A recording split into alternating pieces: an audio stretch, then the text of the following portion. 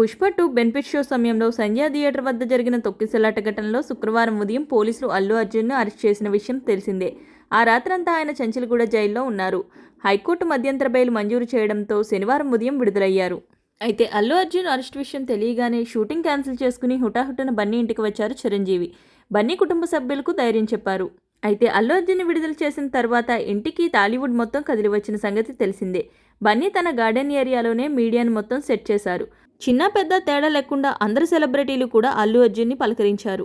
అయితే శనివారం నాడు మాత్రం మెగా ఫ్యామిలీ నుంచి ఏ ఒక్కరూ అక్కడికి వెళ్ళలేదు. తాజాగా బన్నీనే మెగాస్టార్ ఇంటికి వెళ్లి కలిశారు.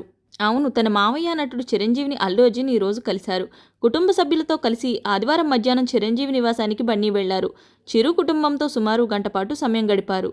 సంధ్య థియేటర్ వద్ద తొక్కిసలాట ఘటనలో జైలు నుంచి విడుదలైన తర్వాత తొలిసారి చిరంజీవిని బన్నీ కలుసుకున్నారు.